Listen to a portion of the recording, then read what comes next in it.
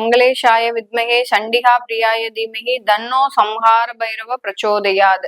Next gen astro நேயர்கள் அனைவருக்கும் astro பூர்ணாவின் அன்பார்ந்த வணக்கங்கள்.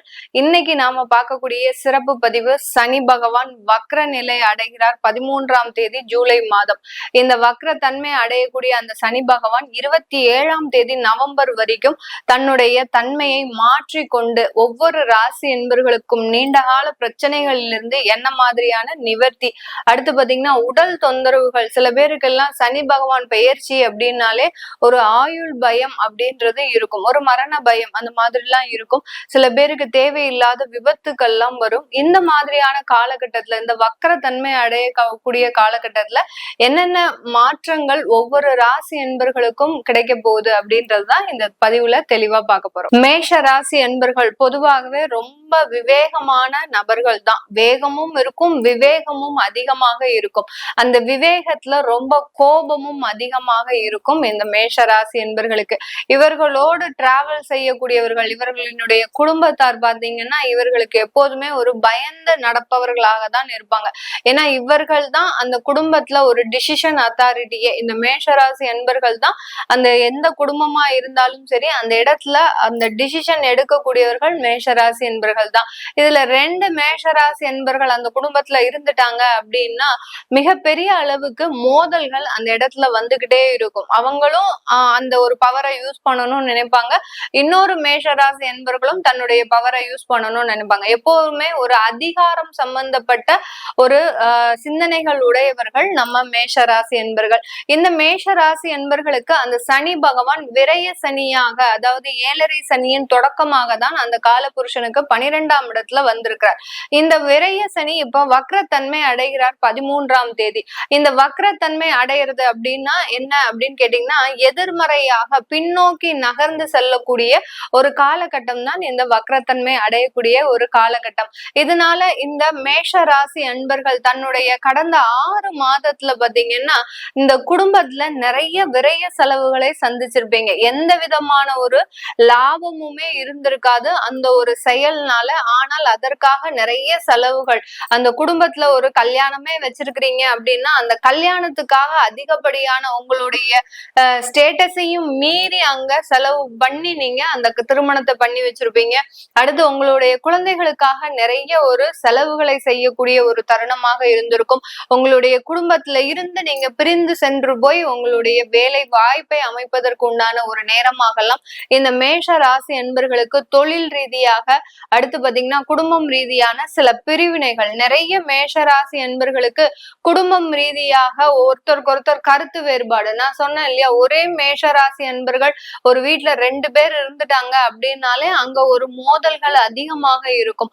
இந்த நேரத்துல இந்த 7.5 சனியின் கால பொழுதுல அந்த மாதிரியான அன்பர்கள் இருக்கிறாங்க. அந்த இடத்துல பாத்தீங்கன்னா இன்னும் கருத்து வேறுபாடுகள் அதிகரிச்சு அந்த கூட்டு குடும்பமாக இருந்த ஒரு அமைப்பு பாத்தீங்கன்னா பிரிந்து செல்வதற்கு உண்டான ஒரு அமைப்பாக எல்லாம் இருந்திருக்கும் இந்த சனி பகவானினுடைய விரய சனி.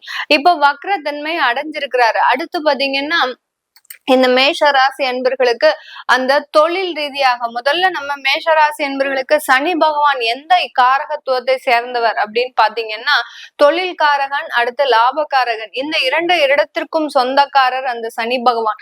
அந்த சனி பகவான் 12ஆம் இடத்திலேயே விரயத்திலேயே போயிட்டார். அதனால தொழில்ல நிறைய முயற்சி செய்து பணத்தை நிறைய ஈட்டணும், வருமானத்தை நிறைய சம்பாதிக்கணும் அப்படின்னு தேவையில்லாத ஒரு சிந்தனைகளில் ஈடுபட்டு இந்த மேஷ ராசி என்பர்கள் தன்னுடைய பணத்தை விரயமாக்கியிருப்பீங்க. தொழில் சம்பந்தப்பட்ட ஒரு விரயத்தை நீங்க அனுபவிச்சிருப்பீங்க.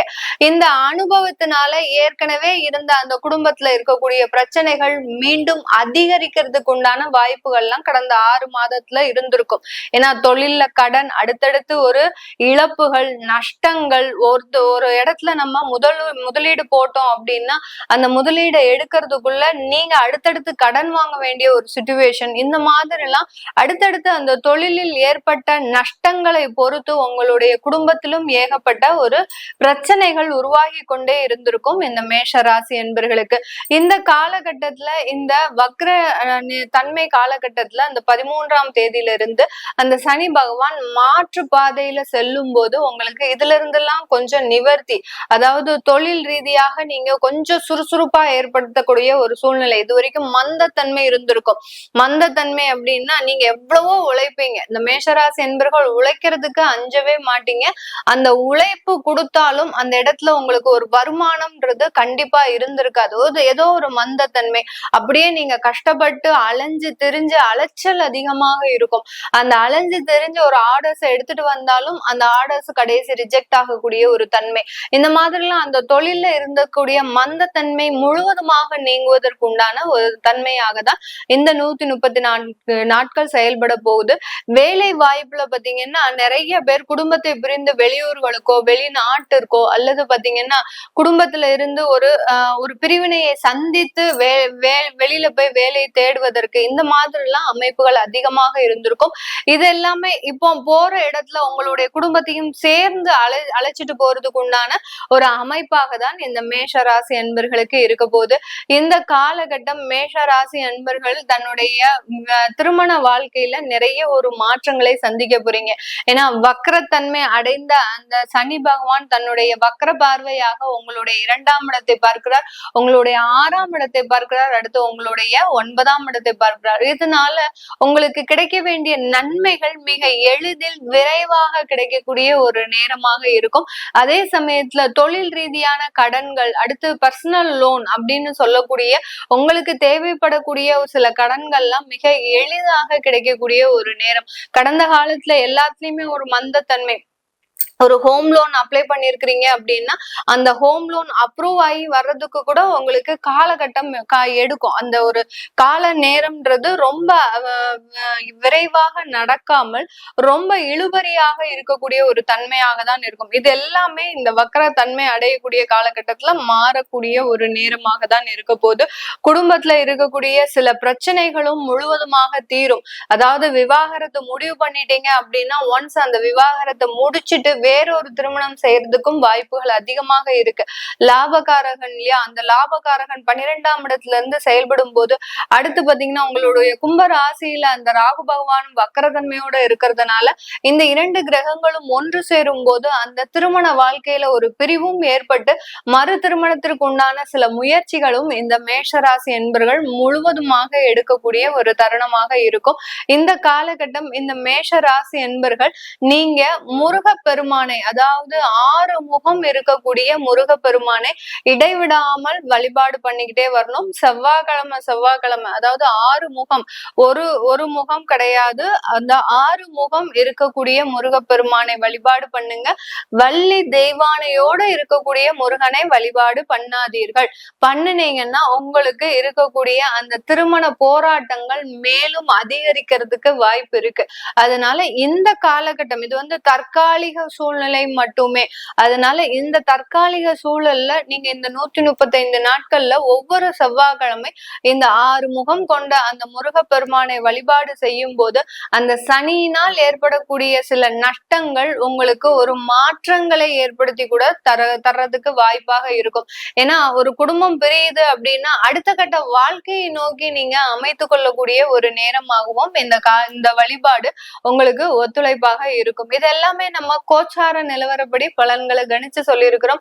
உங்களுடைய சுய ஜாதகத்துல சனி பகவான் வக்கரத்தன்மையோடயே இருக்கிறாரு, உங்களுடைய ராசிக்கு 5ஆம் இடத்துல இருக்கிறாரு. அப்படி இருக்கும்போது என்ன மாதிரியான மாற்றத்தை கொடுக்க போகுது, இந்த மாற்றத்தினால உங்களுடைய குழந்தைகளினுடைய வளர்ச்சி எப்படி இருக்கும் அப்படின்றது மாதிரியான கேள்விகளுக்கு கீழே இருக்கிற நம்பருக்கு நீங்க வாட்ஸ்அப்ல அப்பாயின்மெண்ட் வாங்கிக்கிட்டு நீங்க என்கிட்ட கன்சல்ட் பண்ணிக்கலாம். உங்களுடைய குழந்தைகளுக்கு நியூமராலஜி படி பேர் வைக்கணும், ஜாதகம் எழுதணும் விருப்பப்படுறவங்களும் கீழே இருக்கிற நம்பருக்கு வாட்ஸ்அப்ல மெசேஜ் அனுப்புங்க. உங்களுடைய தகவல்கள் அந்த மெசேஜ்ல வரும்.